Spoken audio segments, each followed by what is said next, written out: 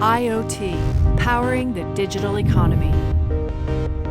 Brought to you by Schneider Electric.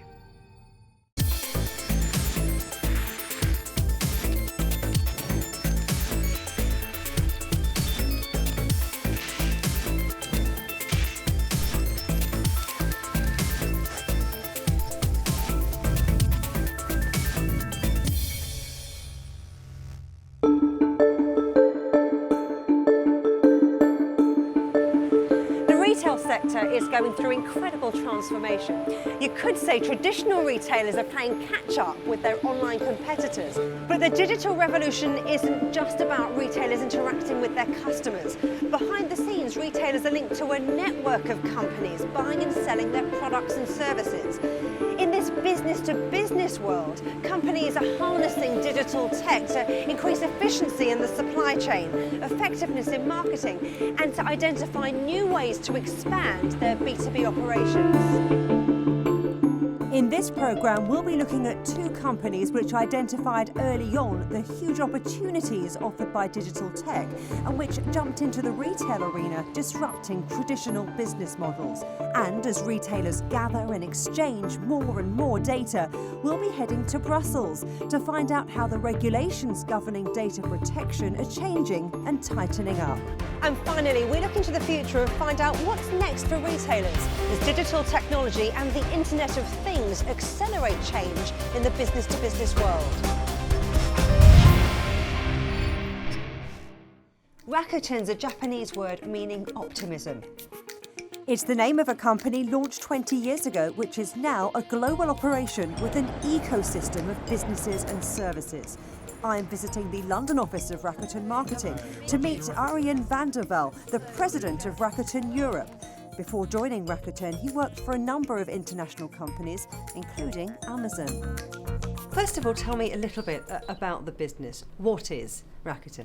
We started in 1997 with 6 guys in a sweaty office. We created a platform that allowed for small merchants to take their first steps in online, so without having to develop their own online presence, without having to worry about marketing, about branding and positioning. Our business model and our platform is ever evolving. We're now offering additional services, which is really based on the demand side from our merchants. And that could range from logistics to payments to customer support and beyond. Examples there are things that we're doing with drones.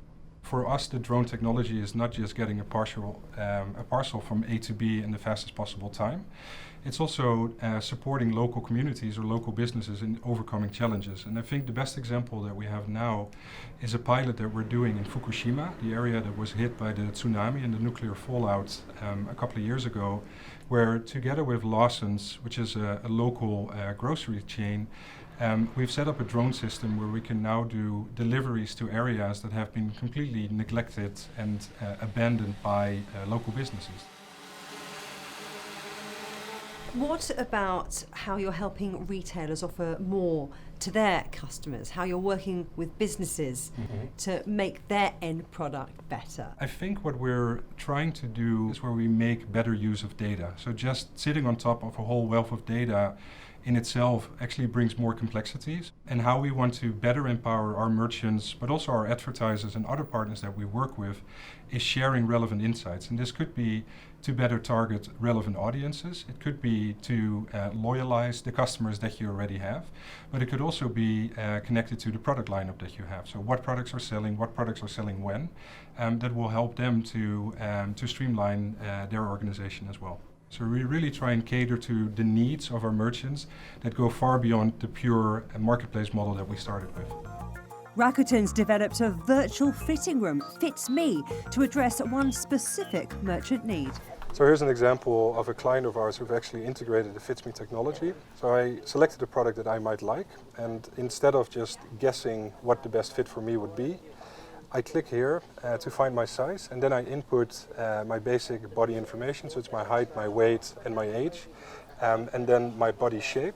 And based on that, I get a recommendation for the best fit of this particular product with my body type. So it's not just about driving stronger conversion or sales, it's also, and very much, especially in fashion, it's to reduce the returns.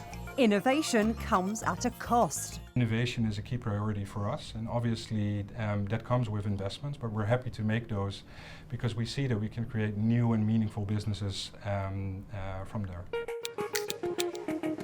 Rakuten's connecting the dots for businesses, almost like they're giving them a digital toolkit. And that's what's made it a company with a market value of $15.2 billion. And they're not the only ones investing heavily in homegrown digital tech for B2B. Launched in 2000 by 3 former Goldman Sachs bankers, online-only Ocado has completely transformed the traditional supermarket business model. And they've done that by developing their own in-house innovative digital technology to support their B2B operations. Ocado customers order online or via an app and are offered hourly delivery slots. At the centre of this operation are the automated warehouses where products arrive from suppliers, are stored and are then picked to go out in deliveries. Paul Clark has been Ocado's Chief Technology Officer since 2011. He told me how Ocado's offering to business partners has changed. Back in 2013, we signed a strategic deal with Morrisons to put their grocery business online using our existing platform. And we put them live in January 2014. And then the next day, I gathered the whole of my division, Ocado Technology, together in a hotel room, and I said, well, it's a fantastic achievement. We got them live ahead of time, but now you know what? We're off to climb another mountain. We're going to rewrite this whole platform from scratch. Is the plan then to roll out Ocado Technology, your platform, elsewhere? Absolutely, and we've been on that journey of building this completely new platform. We call it the Ocado Smart Platform for a number of years now, and it's a platform of two halves. It's both all of that end-to-end e-commerce, fulfillment and logistics software running in the cloud, so we can make it available around the world without building data centers. But it's also a new form of modular and scalable technology for building our automated warehouses in a completely different way. A great example of that is what's happening with our new swarm robotics technology that we've put into our latest warehouse in Andover. And there we have thousands of robots flying around, and there's no way that human engineers could monitor those in real time, let alone make sense of all the data that's being streamed back by those robots. So all of it is being sent to the cloud, and there we're building smart machine learning based analytics to analyze that data. That's a challenge in one warehouse, but we're going to pepper the planet with these automated warehouses with this new technology, both for ourselves and our B2B customers. So how is it going to flow down to your B2B customers? How do you see your future relationship with them? Is it going to be them all taking on board the Ocado Smart Platform for themselves? So the way in which we provide the Ocado Smart Platform is as a managed service. So the way to think about it is as software as a service, which people are very used to, but with hardware thrown into the mix as well. So we're not going to just hand this technology over to these customers and kind of wish them luck. We're actually going to run it for them. We're going to build it into the warehouse they give them, and then we're going to operate it for them, and we're going to guarantee its throughput. And that means that it's a much less risky option than if you were just buying technology and integrating it yourselves. What do you think other grocers and other retailers in general can learn from Ocado? We never kind of rest on our laurels when it comes to innovation. We're not sentimental about innovation. You know, if we think of a better way of solving a problem, we will develop it and put it live, even if it means ripping out something we only just recently deployed. And you have to place bets across many different time horizons. So a huge amount of our innovation is just business as usual for us. It's what our engineering teams do day to day. And then we have business-sponsored research programs that are off solving the challenges of tomorrow. And then we have a kind of a 10x or advanced research department, and they're off solving much longer term challenges that perhaps the business might not have on its radar, but I definitely have on mine. The The B2B operations of major retailers generates a massive amount of data around products and supplier information and electronic payments. Someone has to make sure that all that sensitive information is protected.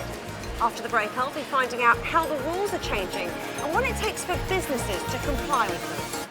In the business-to-business world, relationships between companies are increasingly conducted in the digital sphere, and that raises big questions about the security of all the data that they gather. Toshihiko Otsuka is Rakuten's European CEO.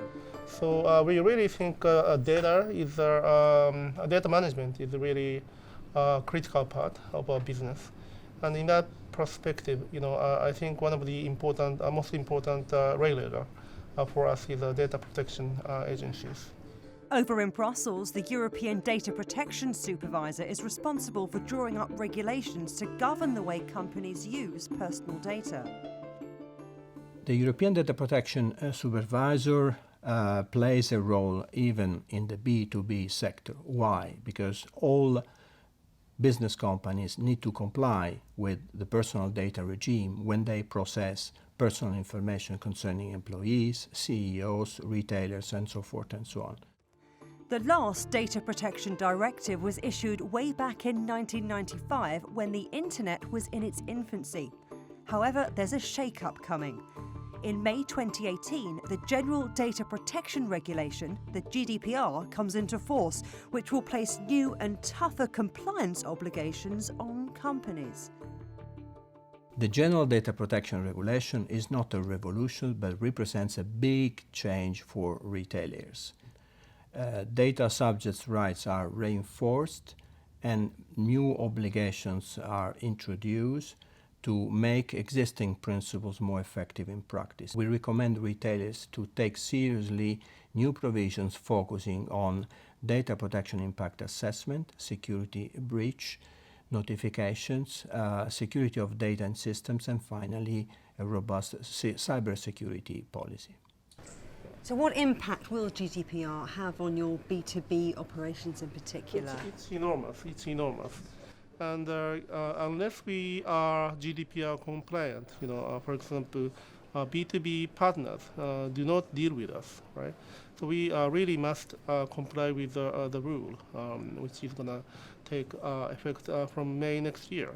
So we are really serious about preparing for that. And do you have a dedicated team of people who are keeping an eye on regulation, how it's changing, so that everyone's data is as protected as it can be? We have a designated person in each functionalities, and then we form a sort of task force across countries to tackle with relevant new regulations taking in place.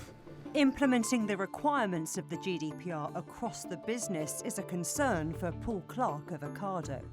In the same way that GDPR is going to affect us within the UK, it's going to affect our international business too, because many of the companies whom we're talking to, they're going to want to trade with Europe too, and therefore it's very important that they buy a platform that is going to be compliant with those regulations. So it's firmly, if you like, on the table, not only for us in the UK, but for our Ocado Smart platform too.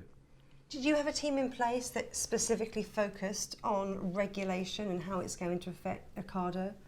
We do. It sits in another part of the business, but what I have is teams of people who are very much focused on security and on working on the programs, if you like, to comply with GDPR.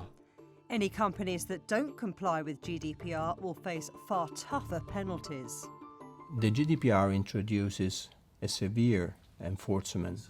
Sanctions are of different nature. They can be included in the penal law, but they are largely focusing on administrative fines, and they, depending on the gravity, they may escalate to the 4% of the worldwide turnover. But what about regulation for companies trading beyond the EU?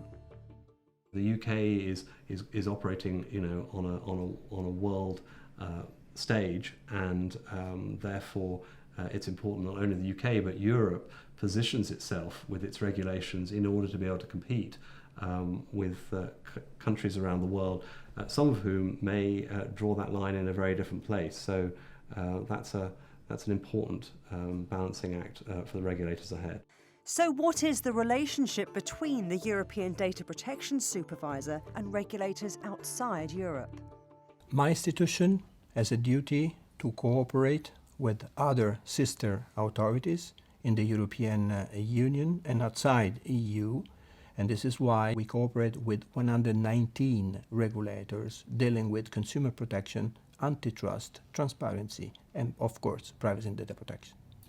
The European Union model represents a gold standard in the world. It will not affect trade internationally, and it will inspire many other regulatory frameworks. But there is a need for synergy and exchange of views.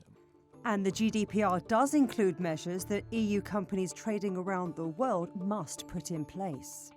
As from 25th of May next year, retailers will be requested to have a global policy internally to go beyond mere compliance, to predict future challenges, to allocate responsibilities. They will be treated as responsible adults.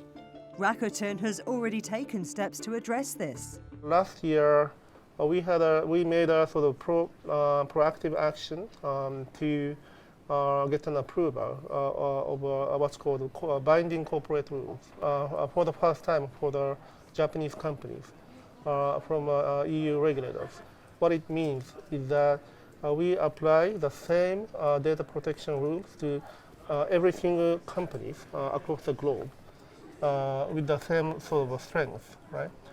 So that even the data we get in Europe, we obtained in Europe, can be transferred to the other part of the world without any constraints, and then we are liable for the protection of those data. So that's a pretty new concept, and that's serving as a foundation of our GDPR. Companies will need to sharpen up their act by spring 2018 as far as data protection is concerned, and they'll need to make sure that all future systems are compliant. In part 3, we'll be looking at the future of B2B in retail, the digital technology that's emerging and the social changes it'll bring. Digital innovation is already streamlining the way companies are communicating and trading with each other. Looking into the future, how will digital technology transform these processes even more? Forbes has ranked Rakuten 26th in its list of the most innovative companies in the world. So let's look into the future. What digital innovation are you looking to develop for your B2B operations? First of all, I think that the future for e-commerce or digital is bright. So there's a lot of opportunities out there, and there's a lot of ground to cover. In order to be ready for the future, we don't want to wait.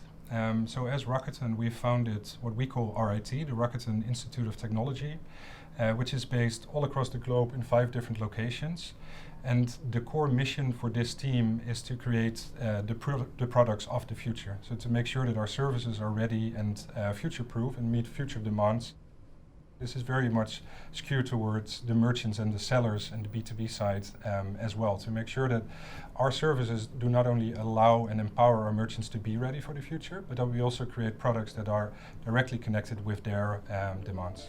In the 17 years since Ocado was established, its in-house team, headed by Paul Clark, has been developing digital solutions to take the Ocado Smart platform into the future. We've invested a huge amount in building our end-to-end platform, and I have over 1,000 engineers working in Ocado technology, and we have several hundred working on the engineering side. And that's a mammoth investment to make in building this technology. But we see that as worthwhile because we can see a way to provide that to many retailers around the world, and also to invest the fees that we get from those platform sales into building even better technology in the years to come. So the new swarm-based robotics technology that we've put into our latest warehouse in Andover that went live at the end of last year, and we'll be using to build our future warehouses, and indeed the Ocado Smart Platform warehouses, is tremendously exciting because this lets us do things we could never do before with our our first generation warehouses.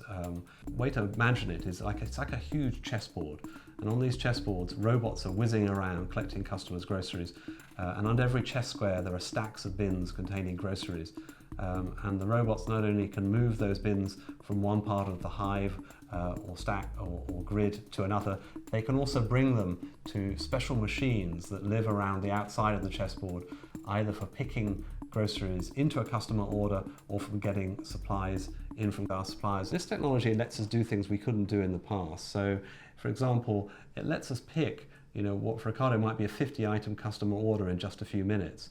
It allows us to operate with much greater flexibility in terms of the changing velocities of the goods we sell, which is how many we sell, if you like, per hour, because those can change according to the weather and according to promotions and seasonality and so forth. So, but it also allows us to achieve a density of storage in these warehouses where we're filling almost all of the available air, if you like, with product.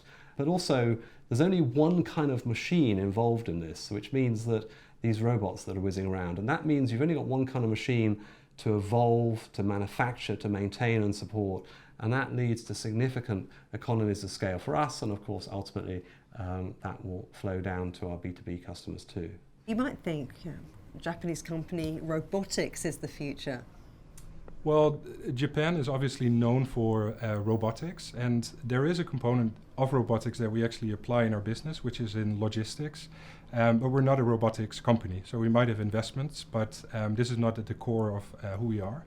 One of the areas where we're very interested in and what we're exploring now with our Institute of Technology is in virtual reality and in mixed reality. So with virtual reality, to be ready for the future, we're creating virtual shops, so a virtual shopping experience while you're sitting in your home.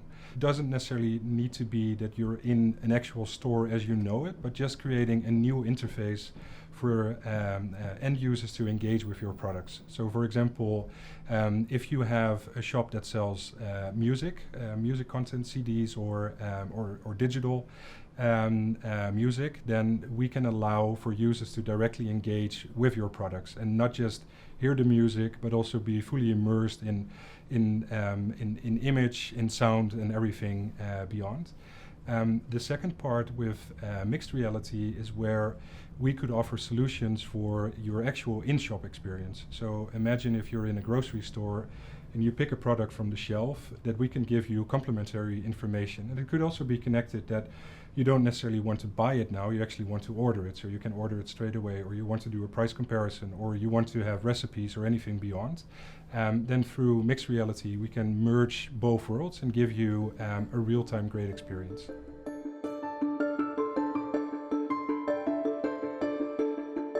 Can you see any particular technologies being spun off in any way in the future? So in order to build our new swarm robotics technology for our warehouses, we had to create a completely new kind of communications technology because we need to be able to talk to these thousands of robots 10 times a second in a dense configuration, and you simply couldn't do that with technologies such as Wi-Fi. We've now created what is the densest mobile network in the world to control these swarms, and we think that that's got some exciting spin-off applications in the world of I.O.T. and robotics, and I'm sure we'll get to some of those spin-off applications in due course. So will my shopping be delivered by drone?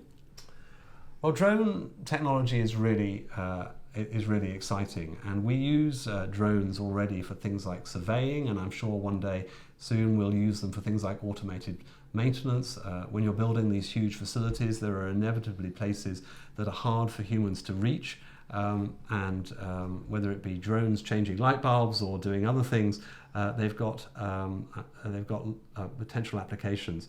Drone technology is one of those where it's potentially incredibly transformative and exciting, but inevitably you have to use it for the right applications. And maybe for our general merchandise business, where it's not a 50-item order, it's a smaller order, it's more immediately applicable. But I think many other kinds of automated swarm vehicles are interesting rather than necessarily drones. Digital innovation is seeping through every part of the retail sector and changing retailers' B2B operations in important ways. Crucially, it's about ecosystems of companies, partnerships and people, and developing and nurturing in-house digital expertise to develop new products, new platforms, new services for business customers.